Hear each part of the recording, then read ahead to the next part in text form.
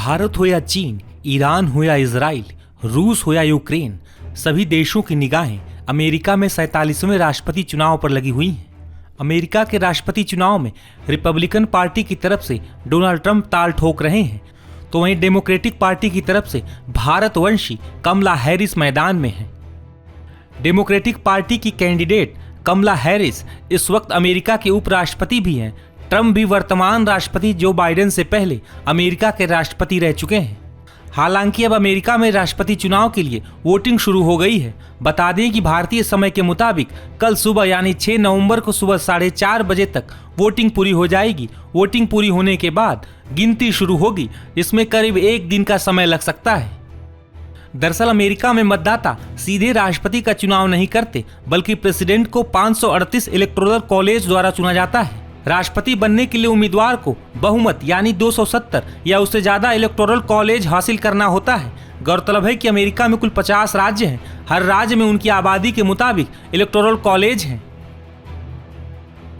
अमेरिकी राज्य पारंपरिक तौर पर 3 धड़ों में बटे हुए हैं, जिन्हें रेड, ब्लू और पर्पल स्टेट्स के नाम से जाना जाता है। रेड का अर्थ है जहां रिपब्लिकन पार्टी का दबदबा है। ब्लू का मतलब वो राज्य हैं जहां डेमोक्रेटिक पार्टी का पलड़ा भारी है।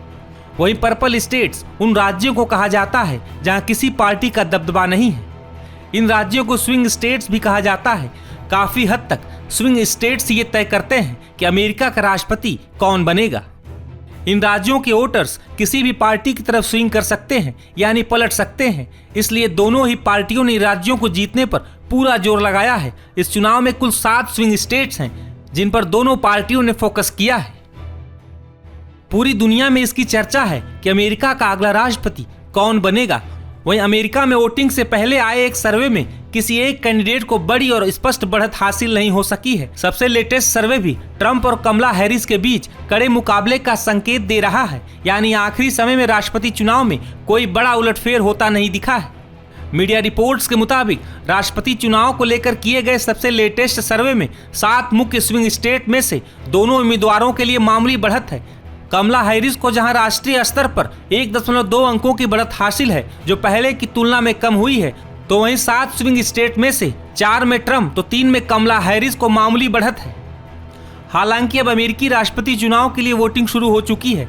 अगले 36 घंटों में यह तय हो जाएगा कि अमेरिका के अगले राष्ट्रपति ट्रंप होंगे या कमला हैरिस।